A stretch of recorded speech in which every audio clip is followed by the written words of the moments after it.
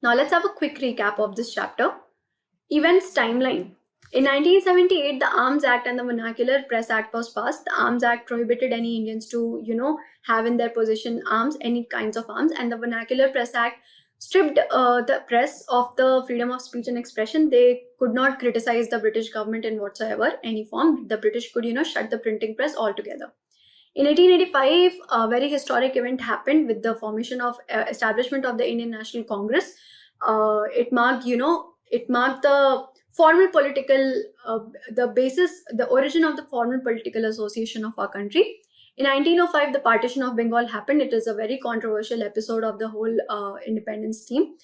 In 1915, Mahatma Gandhi returned from the South Africa.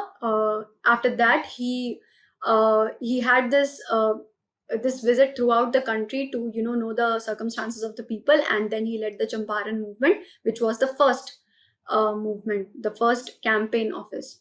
In 1919, Rowlatt Satyagraha and Jallianwala Bagh incident happened.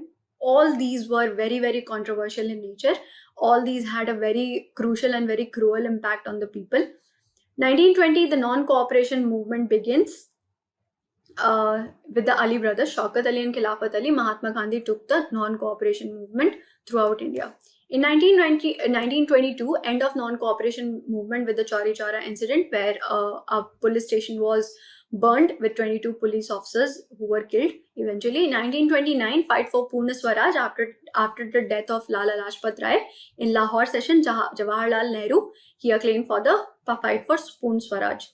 26 January 1930, Independence Day was observed all over the country after we finally, demanded the Purna Swaraj. So 1930, Dandi or Salt March happened.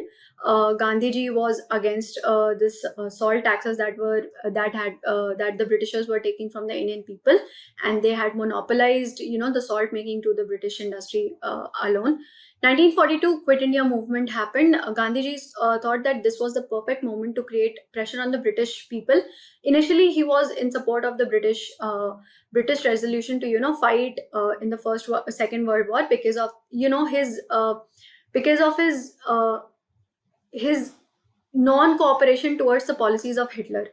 So after when the British, they declined his demands of the independence, he started this Quit India movement. In 1947, India gained independence and partition of India and Pakistan happened. Let's have a quick revision of the chapter.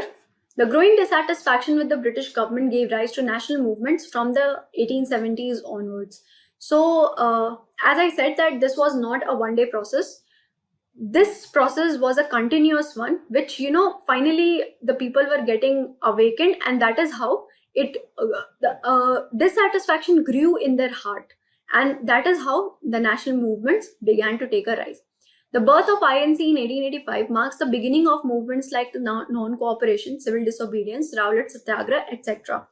So, Indian National Congress, had a historic establishment in 1885, because after that, a formal name to these movements, these movements gained a very significant impact on the eyes of the Britishers, because now they were very, very sure that, okay, these people are going to form association and they are going to place their demands formally as well as informally, formally through the associations and informally through the mass movements. So basically, they had to, succumb one day or another. The non-cooperation movement was called off in 1922 after the Chauri Chaura incident. We have learned a lot of things about this. The Congress resolved to fight for Purna Swaraj in 1929 after the death of Lala Lajpat Rai.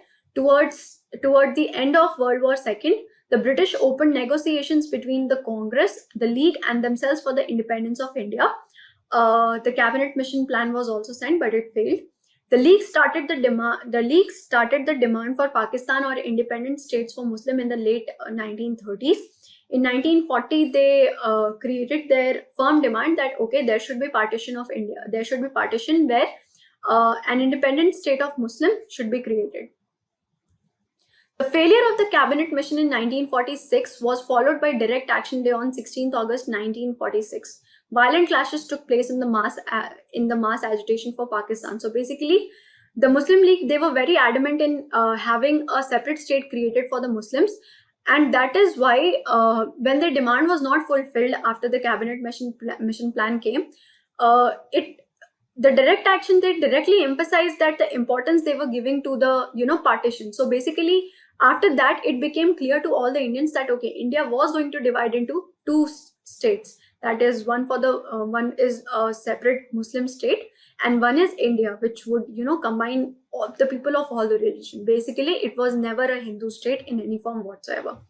So that ends our chapter. Hopefully you like the chapter, and please let's keep learning, and thank you very much.